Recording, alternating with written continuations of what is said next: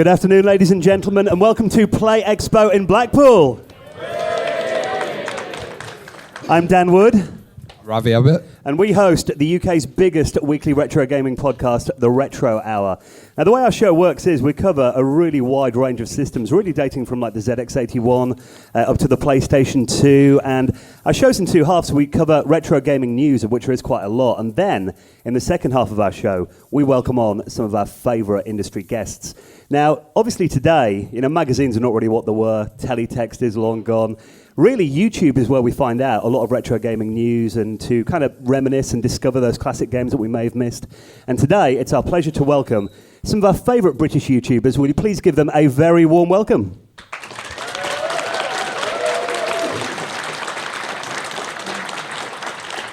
Now, there will be a chance for you guys to do a bit of a Q&A at the end, but I thought, let's go from you, Kim. Just introduce yourself and maybe tell us a bit about your channel and what we may know you for. Yeah, sure, okay. My name is Kim Justice. I've been doing YouTube for about 5 years now. I do documentaries about various subjects that interest me, anything from like Spectrum to Mega Drive, Amiga. I do things about industry figures and companies, things like Ocean Software, Peter Molyneux, Robert Maxwell. I just generally try to cover lots of different shades of Pratt, basically, a lot of the time. Trying to moderate my language.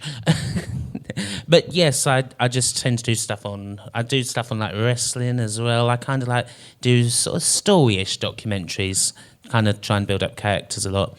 And yeah, that's me pretty much, kind of faking a living at it since 2012. It's kind of cool.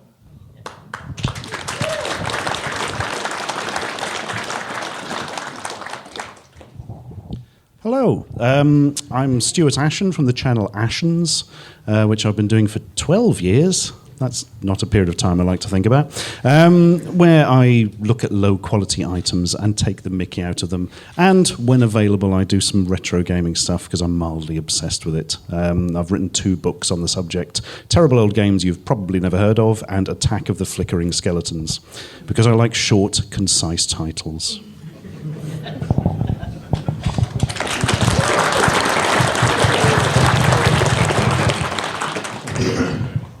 Hello, I'm Peter Lee. I run the channel Nostalgia Nerd, which I've been doing for, 2 years, maybe 3 years now. My early videos were absolutely terrible. My current ones are questionable. Basically, I cover retro gaming, documentaries on old hardware and computing and software, and just generally talk about that. Quite a lot of nonsense. That's what I do.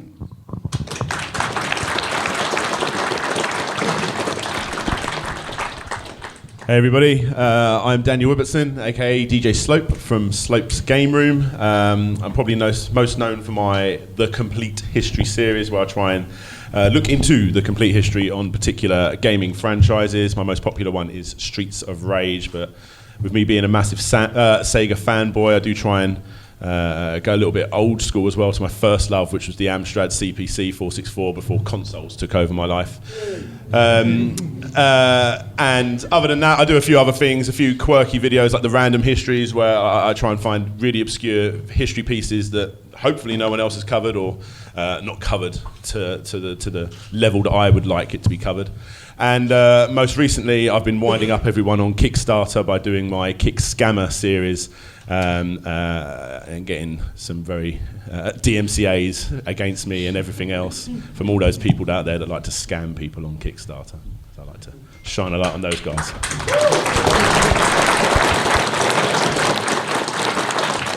So we always like to ask the question, what was your earliest kind of memory of computing or gaming experience?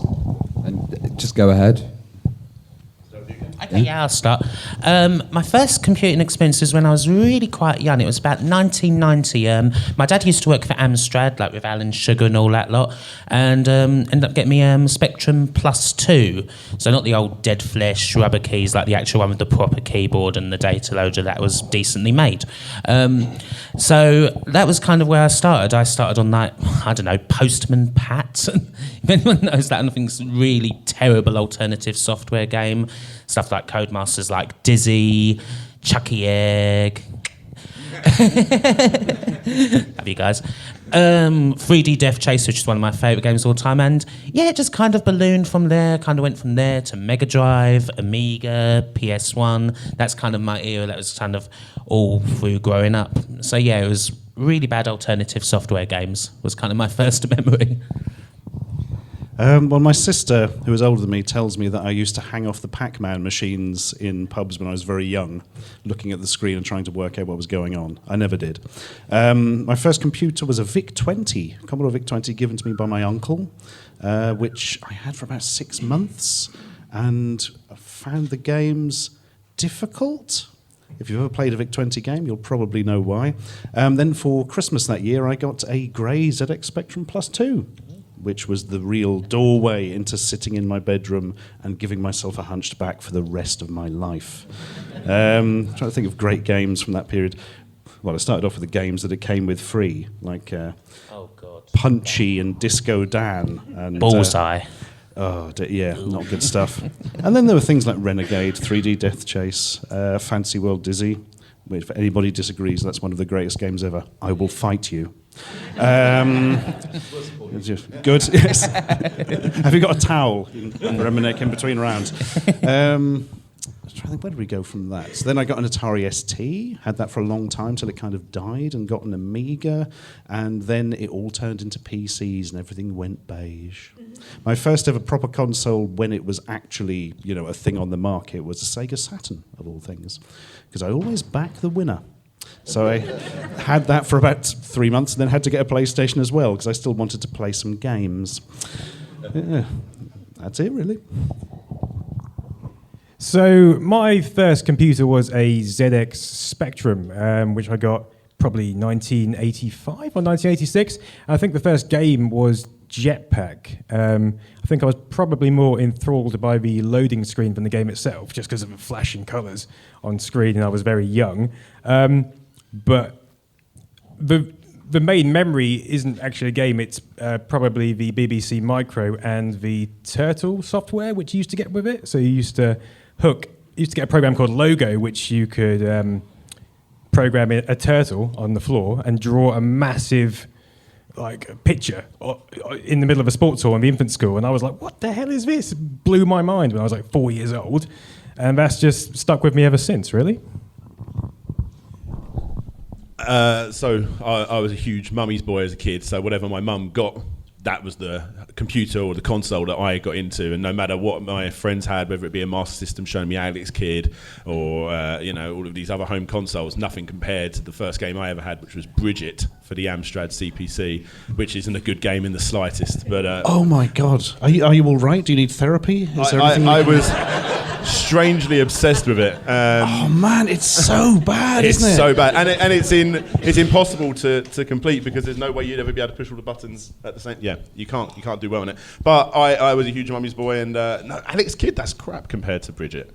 So I'd done what I told basically until the day she bought me a Mega Drive. But originally it was the Amstrad CPC, and I was just obsessed with anything that looked like it could be a mascot that could rival those Mario characters and stuff that I see. So I was obsessed with the Gremlin characters, Thing on a Spring, Bounder, Dizzy literally took over my life. I drew pictures of Dizzy all over my wall, and then one Christmas put Christmas hats on every single one of them.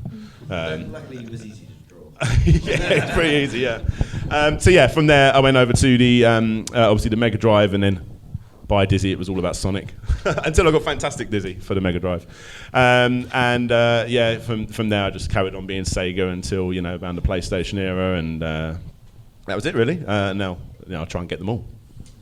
Was it mainly gaming that you guys were into then? Because I know, Stuart, people may not know this, you've actually got a couple of public domain releases on the Amiga back in the day. Thanks for bringing that up. What were they? My God, so there were 3 technically. Oh, no, I lie. Technically 2. The first was something called Apathy, which was just a weird front end for the Amiga Amos programming language speech synthesizer, mainly to amuse my friend Raymond. So that was exactly what the world needed at that time, an in-joke released to public domain libraries. Then there was Gribble, the Revengo program, where there was just like a little man in a green jumper and you could kill him in different ways by selecting it from a menu. And there were some quite interesting sampled sound effects I nicked off Monty Python. It wasn't a good program. And the only game I actually wrote was never released. Excuse me, called Killjoy, where you little rotoscoped versions of myself, looking a bit like something out of Virtua Cop, but 2D, and quite visually impressive for the Amiga at the time. Well, animation-wise, not if you see a still shot of it. And you just shot them, and they fell over. And I finished it the day before the Dunblane massacre. So that was never released, yeah, for obvious reasons. But it was crap anyway, so fair enough. Well, let's talk about gaming television, because obviously that was huge in the early 90s. And I know Peter and Kim, you often cover it on your channels. What was your favourite gaming television show, Kim? What memories have you got? My favourite, like the TV shows, was definitely Games Master. Just had to be, all these sort of... The war's on. All right, God. Just all the Neil and Knuckle humour. I mean, they kind of came off as kind of dicks a lot of the time, it has to be said. Like Dominic Diamond and Dave Perry, like always just clearly hating each other. But I mean, you had Patrick Moore as the Games Master, even though he knew absolutely nothing about the games, and it was kind of clear of that. He still was like kind of a good sport about it. And yeah, it's just had a really interesting history. But other than Games Master, one of my favourite shows, which not technically TV, but was kind of on the early days of video on the internet, was Consolvania, which is still going today. Rab and Ryan from Glasgow, Scotland. Just kind of doing this stuff, and that was a big influence on like the way that I do my gaming reviews these days, because they really kind of got into detail about the game, like actually why it was good, which is kind of what I wanted to do with my channel, instead of saying that everything's crap all the time. Well, no, Peter, you actually do commentary over old episodes of Bad Influence. Bad Influence! Yeah. Tell us about Bad Influence, then. What do you remember about that? Bad Influence is possibly the greatest programme of all time, I would say. Aside from the fact that Andy Crane, who presented it, knew nothing about computers or games consoles, it was actually, it used to be on at 4:45 on ITV on a Thursday, and after school, it was just the best thing to watch. It was just like, back then, obviously, we didn't have the internet, so... you'd have to get your reviews from magazines which were a month out of date, at the least. So Bad Influence provided reviews on like the latest games and machines, and just it was everything I needed in a program and more. It still is today. I mean, like 25 years later, I still watch it and I think, oh my God, that's amazing! Look at that 8-bit machine. And, forgetting we've advanced to where we are now. It's crazy. Yeah, I can't really add much to that. That was the one I watched the most as well. Also, the Sky shows after school with Big Boy Barry.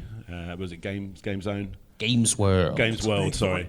Yeah, so I used to watch that as well. So, Bad Influence primarily.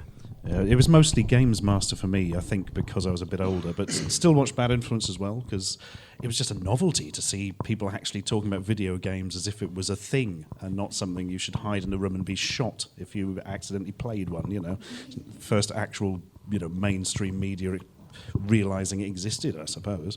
Now, remind me, Peter, did Bad Influence have like a data blast thing at the end where you had to record it? It did, yeah. If you were lucky enough to own a video recorder which didn't create a freeze frame like this, then you could catch some information at the end. Well, you've confirmed my memory. We didn't have one of those VHS players, and I would record it and then try and read it and couldn't, and that still annoys me to this day. Yeah. And you can't forget about Namrud as well. Oh, Namrud. What's his name? Andy Weir. Andy Weir, yes. Namrud's Doorman backwards. Yeah. Which blew my mind. Yes, it still does me today. He lives in Australia now, doesn't he? Is he? Yeah, that's a completely pointless fact for you. Last time I saw him, he was in Emmerdale, wasn't he? Yes, and in Mr. Biffo's found footage. Was he? Oh, yes. Yeah. Must have missed that. Yeah. Well, that's one for you to go and look at afterwards.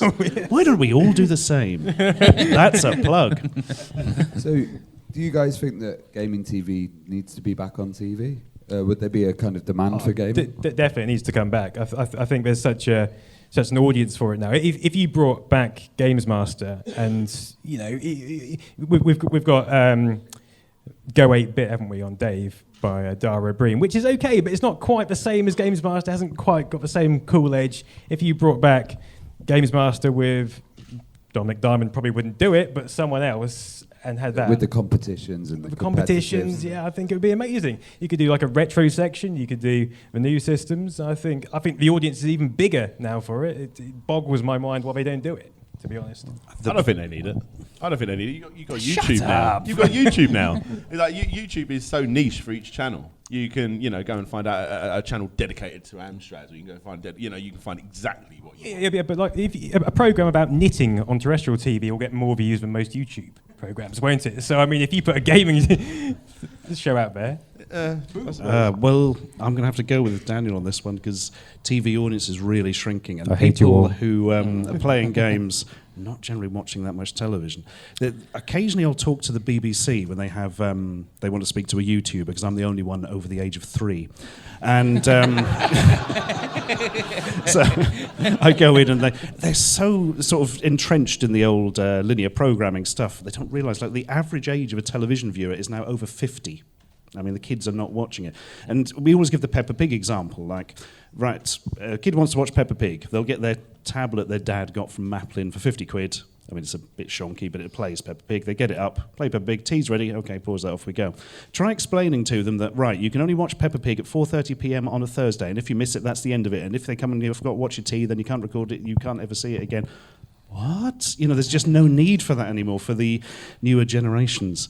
And plus, with the turnaround time of TV shows, you would be so behind it. What I think could work is a television show around games. So it'd be like features and maybe retro stuff and, something that isn't trying to provide news because it would always be behind it. Maybe there'd be something for that. But if anybody's ever dealt with a television company in video games, you will know they hate them. They always see it as a competitor to television. Well, it is, isn't it? But they didn't with films. It is, but I mean, but it's always been historical. There's always just been a great rivalry between, because essentially a gaming TV program is advertising something that's going to take away people from watching television. So it's Precisely. kind of polar opposites in a way. So I don't think.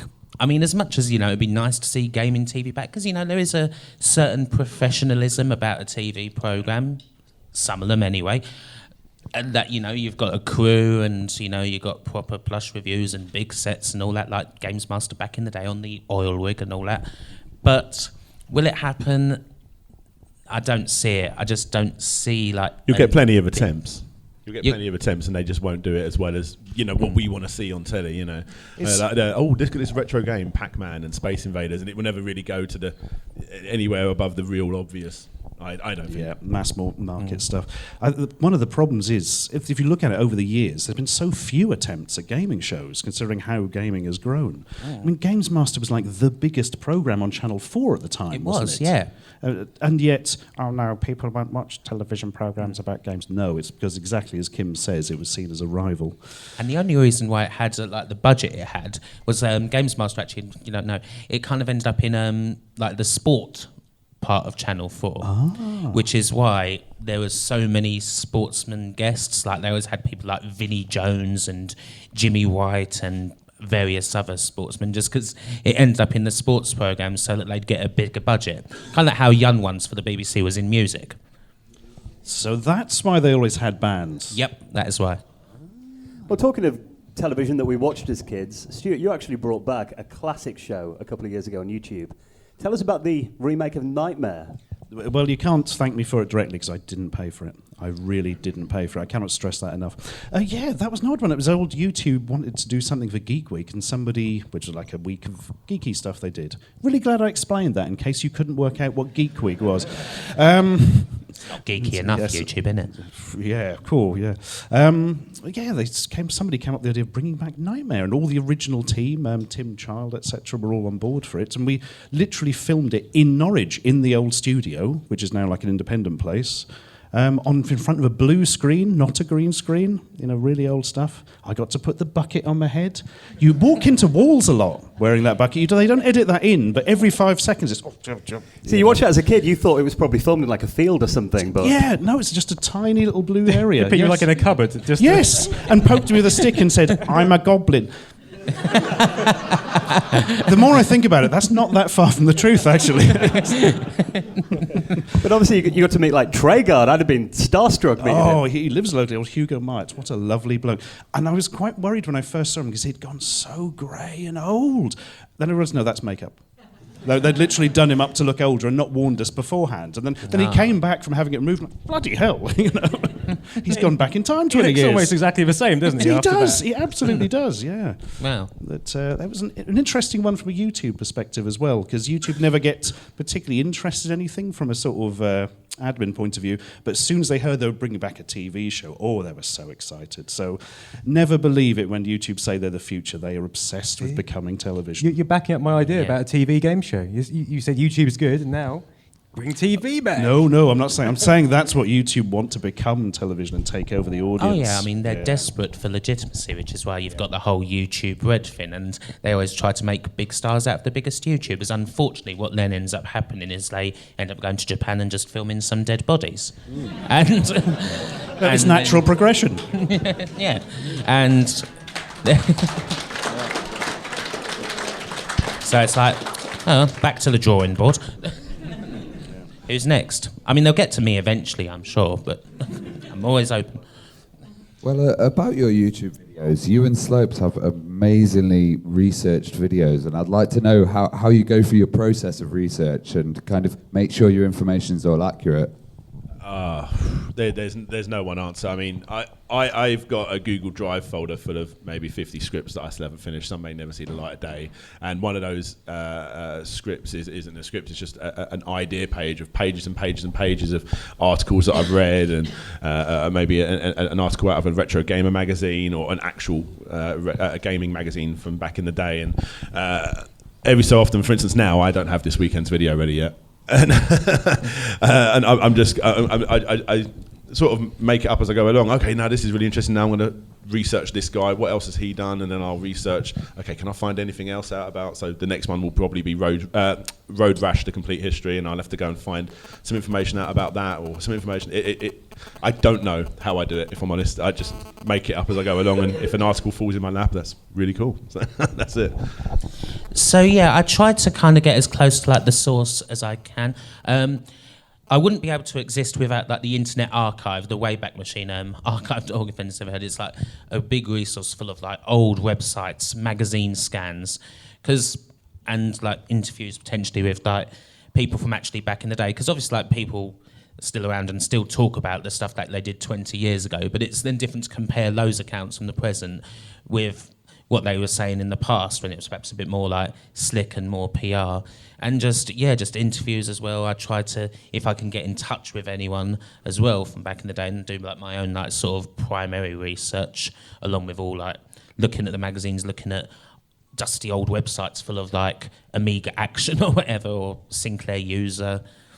Then that's what I'll do, and just try and compile like the most like interesting stories I can into a video. Do you ever find yourself getting lost? Because I'll look back through your Sinclair, trying to research something, and then the next minute I've read the entire magazine, I'm on to the next one, and then I'm like lost down a black hole for like days. Yeah. And then I'm like, I've got a video to make today, and then I have to push something out rapidly. Yeah. Sometimes, yeah, I mean, it's difficult. I mean, some sites are kind of handy, especially like the magazine sites. World of Spectrum, back when it was still really good.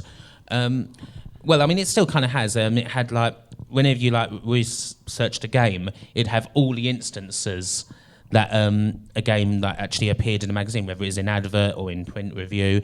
That's kind of one of these things. When I did Cassette 50, I don't know if anyone's heard of that, the greatest compilation of all time. I was able to kind of figure out like just how many times Cassette 50 was advertised in the Spectrum magazine, because it was all on the World of Spectrum page, and I think the number was like 300 or something like that.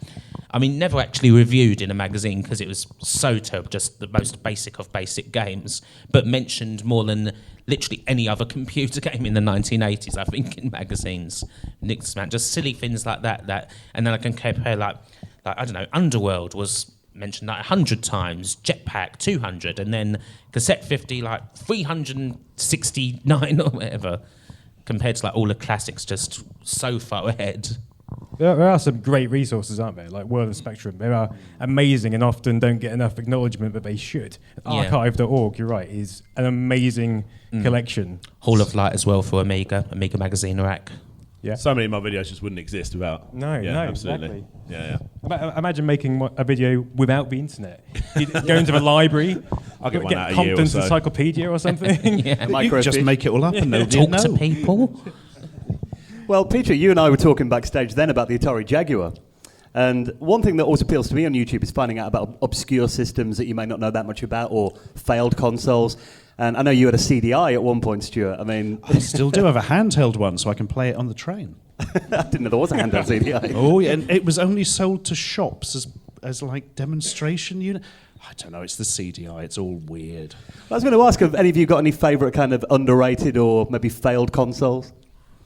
I mean, for me, as we were talking earlier, it's the Atari Falcon, which is an amazing system and should have done so much better if Atari had had the money to push it. When it went up against the Amiga 1200, it is more powerful than that. And the Amiga, I know you're an Amiga fan, boys, but the Falcon's an amazing system. And I was lucky enough to get sent one the other week, and I almost exploded with joy. I mean, I was like, whoa, what's in this package? But yeah, it's got to be the Falcon. I can't wait to see that video. Yeah, me either. I hope it works.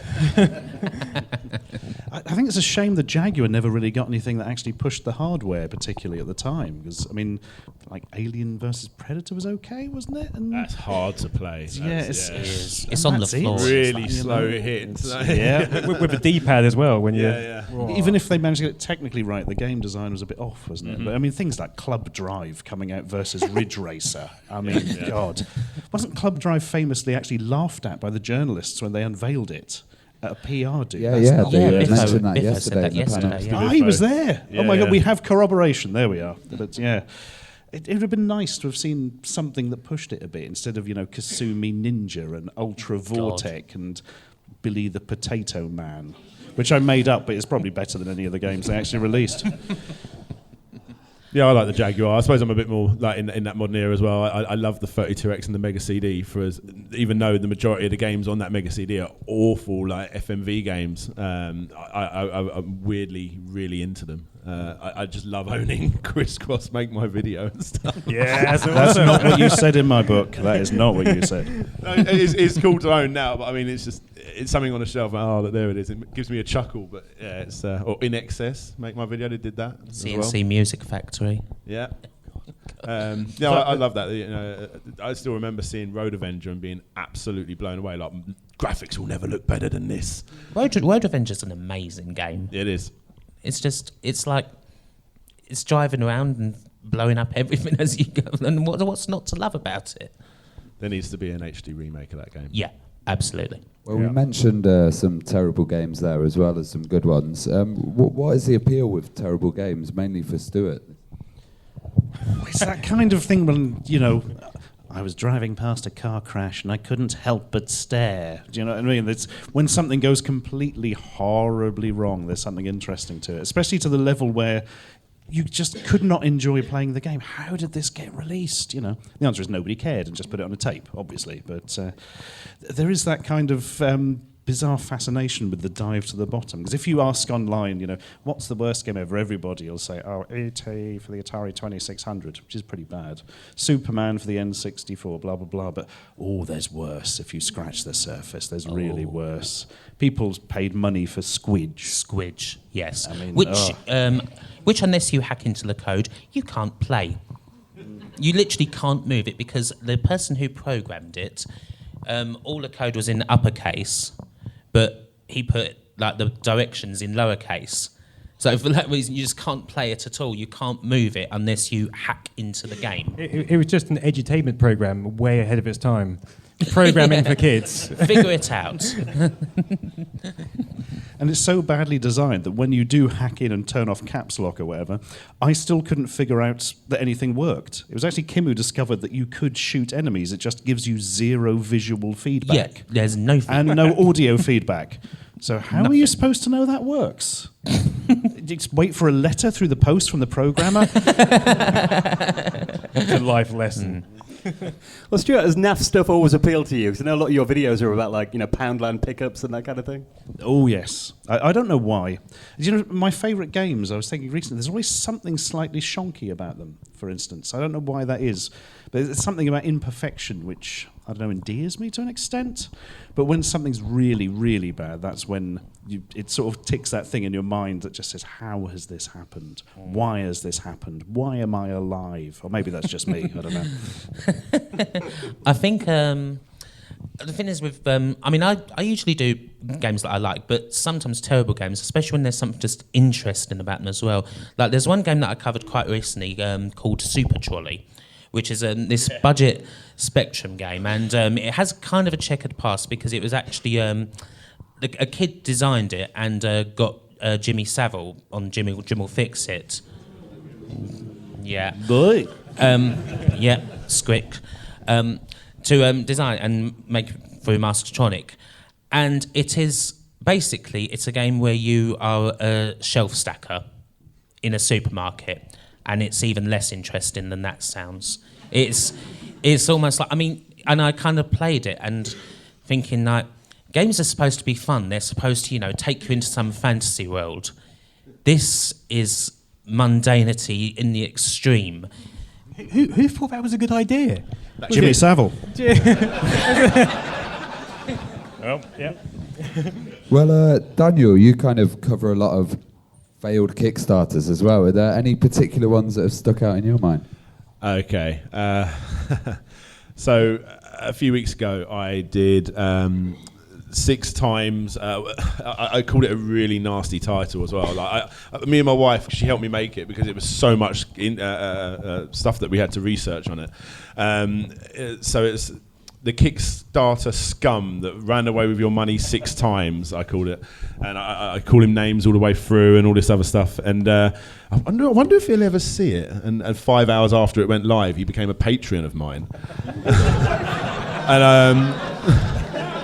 And I was like, I wonder if it's... No, that's not him. And then it was Ken Whitman at kenwhitman.com. And I'm like, whoa, this is the guy. And then I got a little bit nervous because all my Patreons were in a big Discord chat just completely dissing him. Like, oh, what an absolute... all this sort of stuff. And I probably should get rid of him because he's going to start attacking my Patreons now. So I blocked him and I gave him his refund also because I don't really want him paying me if he's not giving any Kickstarters their rewards.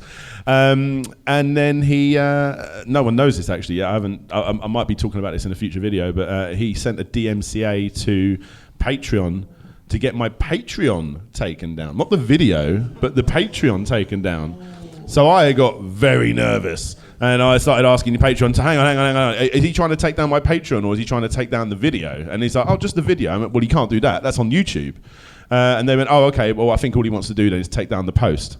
So he's going to all this effort for me to take down a post that says go and check out a video. My patrons know who I am. They'll just go and look at the video if they want to go look at it. So I had to remove it. I think it's not the last I've heard from him. I'm pretty sure it's not the last I've heard from him. He hates me. And surprise, surprise, he's here today. So... And a couple of weeks before that, I did the Kickstarter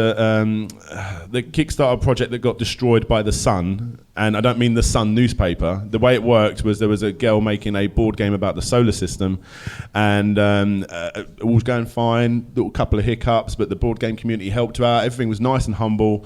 And then one day she updated the update section on Kickstarter and said, the Sun's been talking to me. The Sun has been talking to me, and they're scared that I'm giving away too many secrets. And they had to try and stop making it. And it was so bizarre.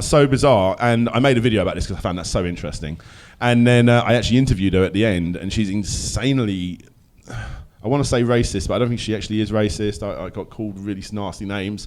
And then after it went live, she became a friend of mine, and she's sending me a copy of the game. For a review, and I've obviously paid her for it because no way can I get a copy and the backers haven't. Yeah, I'm doing lots of these. I'm going to do an update video on all these crazy things that keep happening because there's loads more stories as well. It's pretty crazy.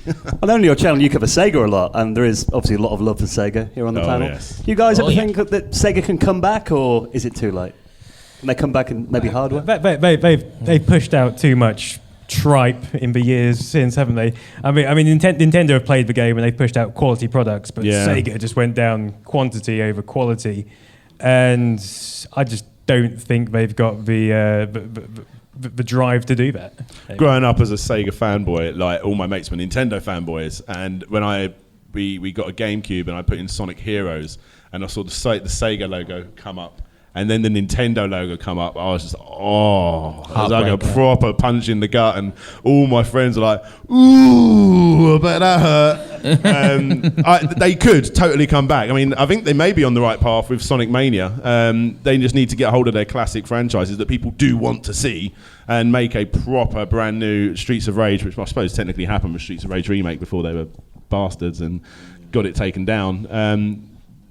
They just need to hit heavy with the indie scene, I think, and they would do really well, but I don't think they will, sadly. No, I don't think they will. Things like Sonic Mania are a good thing, but I mean, that's down to like the fans. I mean, the guy made like Christian Whitehead's been a fan of Sonic and a great programmer, and it kind of came from the fan scene as opposed to internally from Sega.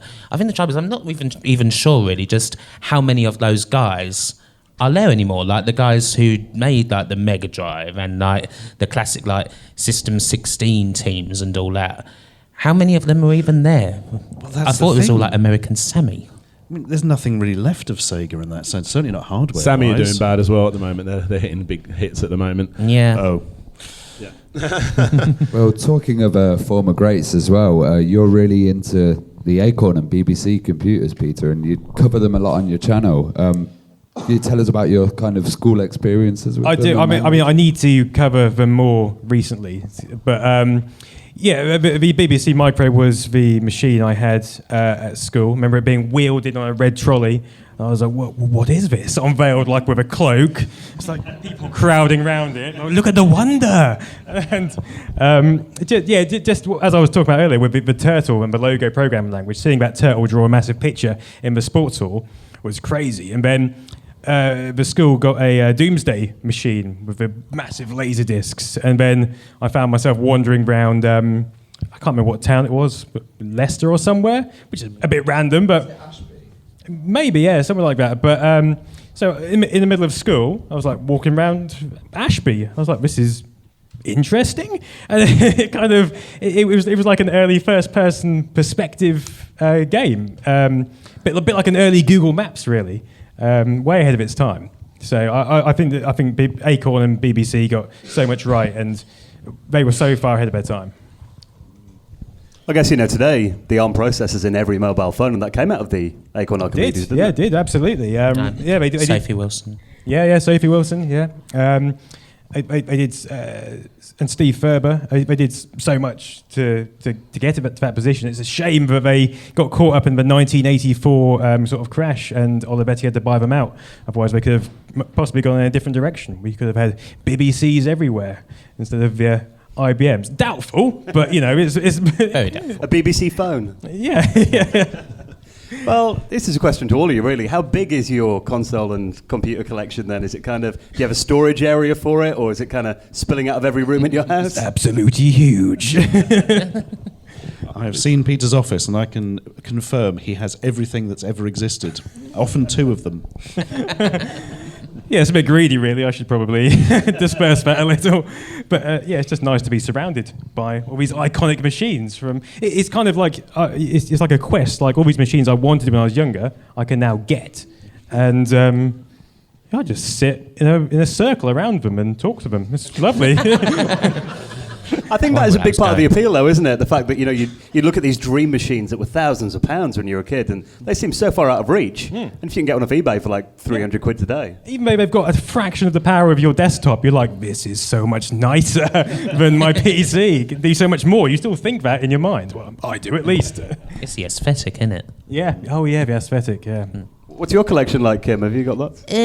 My collection's actually probably significantly smaller than everyone else's. I don't really have anything specific that I collect just because I don't really have space or anything like that. Plus I kind of got rid of all my stuff like a few years ago in a fit of pique.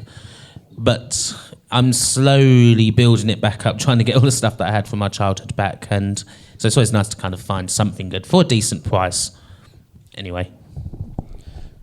Do you guys have any kind of consoles or machines on your hit list that you really want to get and you haven't been able to get your hands on? I think I've got the Falcon and the Mega PC, which were my two main machines I lusted after.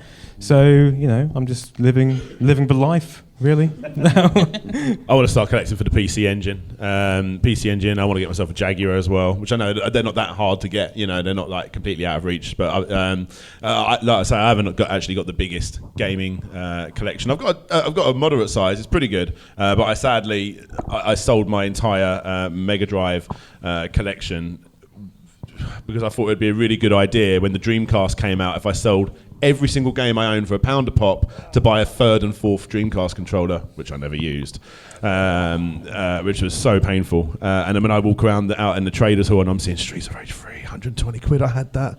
Oh, I had the Punisher. Oh. And but someone got it for £1, and I actually bumped into that guy where I sold them all to at a boot fair selling some PlayStation 2 games, and I just looked at him like, you were the guy. Was he wearing like a golden suit? Massive gold grill, everything. Come and see DJ Slope's collection.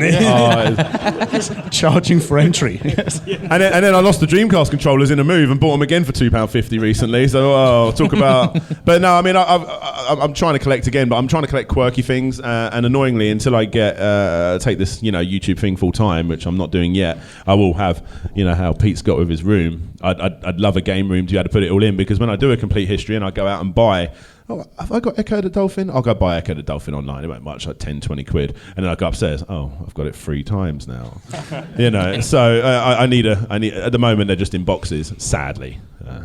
Most of my collection is very old computers from sort of early 80s.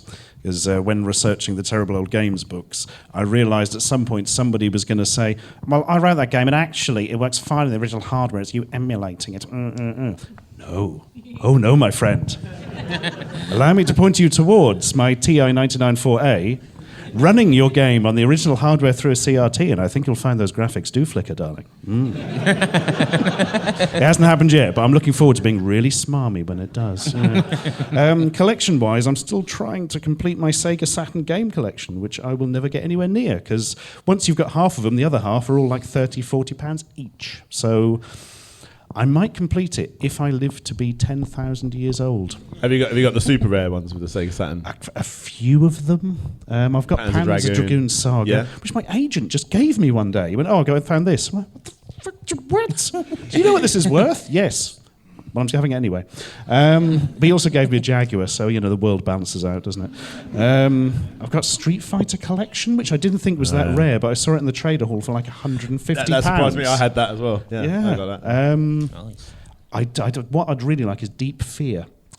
The last Not one. the game, just in general. I think it would be a really good state of mind. No, it's like, as Kim was about to say, the very last released Saturn game, in the UK, and it's like a really bad Resident Evil. Yeah, so Resi clone only in a submarine, innit? Or like an underwater space station, Killing 2 birds with 1 stone in that narrative. Yes. Sea station. Yeah. I would like that, I think, just because it's the last one. Also, it's very rare and expensive. But I'm trying to think what the most expensive game is. Mr. Bones, maybe? Yeah, that one. Yeah, Panzer Dragoon. Yeah. I think Panzer Dragoon is not as rare as you think in that sense, or as pricey as you think. But the problem is it came in like a cardboard box that's easily damaged by, photons and background radiation. So very few of them are sort of complete and decent. We did mention about writing books there. You've got 2 books out now. Yes. What was kind of the process? Have you all bought it yet?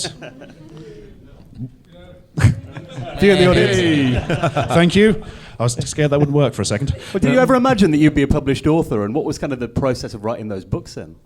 Oh, God. Now, when I was young, I used to write a lot of stories and fiction, so I thought maybe I could do a fiction book one day. But then I realised it was a lot more fun to just play crap old games and laugh at them. And you did write Terrible Old Games as well. Yes. Dun, dun, dun, dun, dun. That was a weird research thing, because I started doing it for a video series, and then it sort of expanded into this book, and I was surprised at the end of it by just how many there were when you really look into it, because I thought, could I get enough to fill a book? Now I could fill probably 5 books. I could do a book alone on the Amstrad CPC and the awful ports it got, it was a much bigger field than I thought, much bigger. We're going to give you guys a chance to ask some questions now, but please just give a round of applause to our audience. Thank you very much.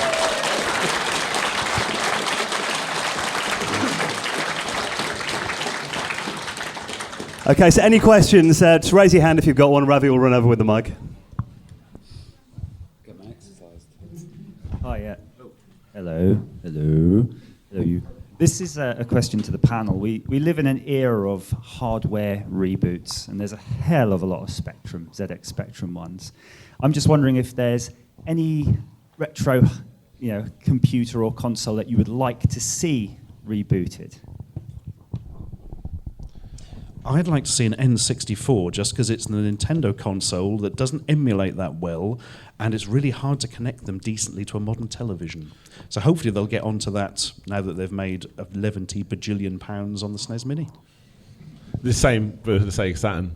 That's where Sega could come back, because if Sega made a Sega Saturn, basically that would actually play games and then chuck, maybe 10 or 20 games in there, chuck your typical Sonic R, all that sort of stuff. But it actually could play games as well. Give an HDMI thing on the back that would outsell anything that everyone would want one of those. This is what they could do to come back, but they won't. But yeah, you'll get Sega at Saturn games on it. It'll be a cardboard box with Saturn written on it. Any other questions? I think I'd like to see the Sam Coupe brought back, mainly because it's so bloody expensive. So to get like a cheaper version would be nice, I think. Do you know, actually, going back to the which console would you like, that is one thing I would like, the Sam Coupe. Have you got one in your office that I can touch? No, I'd prefer not to talk about that, please. I apologise. I was thinking it would be good to see like an Amiga joystick that you plugged into the TV with all the games on, like they did that Commodore 64 thing a couple of years ago.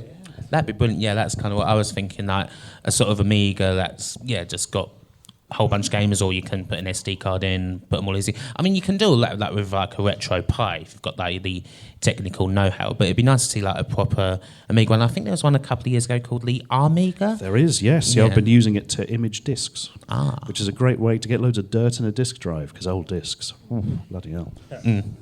Any more questions? Yeah, one here. Kim, do you think you'll ever do another Kimblitz? Will I do another Kimblitz? I might do something where I'd end up doing that, because I mean, for anyone who didn't know, like the Kimblitz was something that I did like every day, like had a review like in a month. I think it was like February 2 years ago. I did like a review every day for like 28 days. It was mental. I really shouldn't have done it. I might do something, not necessarily like the Kimblitz, but like licensed games sort of videos that I did, because that's kind of one of my soft spots. I really like covering like old licensed games that no one remembers, that no one liked at the time, but there's always something quite interesting about that to me. So I might resurrect that in the future. This is for the panel. What would you say the strangest story behind a retro game that you've come across is? I mean, Squidge takes some beating, doesn't it? It really does. I mean, basically written by somebody under contract who had to deliver something, so he deliberately wrote something in a couple of days that he knew was so bad they wouldn't release it. They didn't even look at it. They just duplicated it and sent it out to the shops. Yeah. Hence Quality why control. it doesn't work. Yeah. I quite like Squeak. I'm not sure what home computer that was, but basically they accidentally sent the not finished version out. It was finished, but what basically the developer did was every time you completed a level, instead of saying hooray or some quirky little thing, he would say F your mother. And that got into like all the usual papers, but I mean, we couldn't find anything. And when I'd done my Squeak complete history, I said to him, so did this happen? Yes, it did. So it went out and they accidentally sent the wrong tape instead of sending the proper one where they changed it back. They sent their jokey little one that they made themselves where every time you complete a level, Squeak tells you to F your mother. Oh, God. I think it's Lotus Turbo Challenge, where if you isolate some of the audio tracks, you get some abusive lyrics thrown at you through the computer, which is I quite like finding things like that stuffed into games where the program was clearly disgruntled. He's like, screw you, let's just put this in here, and he's satisfied with that. It's quite nice. One of my favourite ones is the Bitmap Brothers. Mike Montgomery tells this story about how back in the early days they were commissioned by Mastertronic, or they were going to be commissioned by Mastertronic to make a game about real tennis. It's like, I don't know, it's like the one with the roof and that. It's like kind of squashy. And they researched it for like a month, like researched real tennis just to make this the best real tennis game ever. I don't think there's ever actually been a real tennis video game. And so they go to Mastertronic and they come, and the first thing that they say in the meeting is, we've decided not to make a real tennis game. So all this like books of research that you've done, you can just throw those in the bin. And so kind of described, and then literally they went to the pub, and on the back of a fag packet, they designed Speedball, or the idea for Speedball. It's really like Speedball, like this crazy futuristic future sports game, comes out like one of the oldest sports like played by the gentry, basically. That's really strange kind of how these things work sometimes. And then they made no money from it because it was made by Microsoft, and then Robert Maxwell fell off a yacht. Why has our company gone? Man fell off a yacht. Oh, makes sense, yeah. Actually, my favourite story of that is the Pickford Brothers Zub, which is an old, very good budget game. £3, little man jumps about, amusing character, nice physics, etc., blah, blah, blah. It was originally called Zob, right up until the point of being sent to the duplicator, who pointed out that's a swear word in French. And if you look, they had the artist, Steve Pickford, had to change it absolutely at the last minute and get couriers to send new tapes. And if you actually look at the game's loading screen, the title screens, you can see where it clearly said Zob, and they've just had to use character blocks to take the top out of the O to make it a U. So look out for that the next time you happen to be playing a game called Zub. We have got time for a couple more questions. Raise your hand.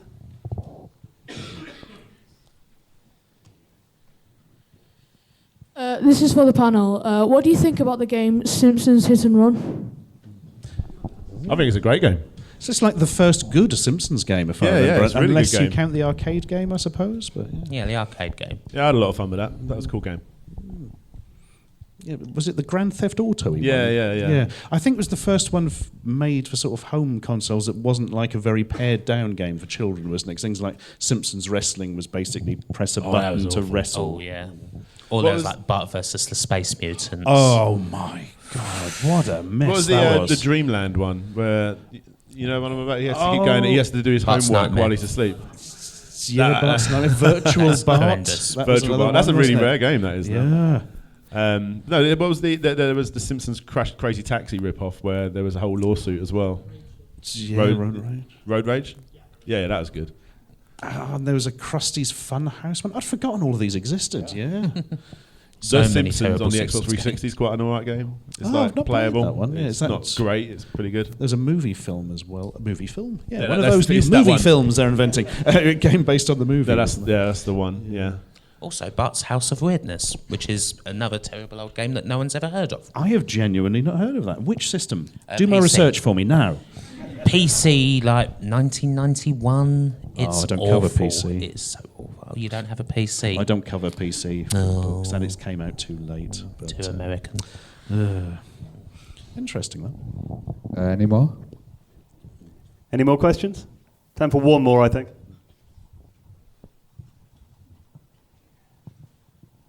Hello. Barring the other guests on the panel, are there any YouTubers you'd like to work with?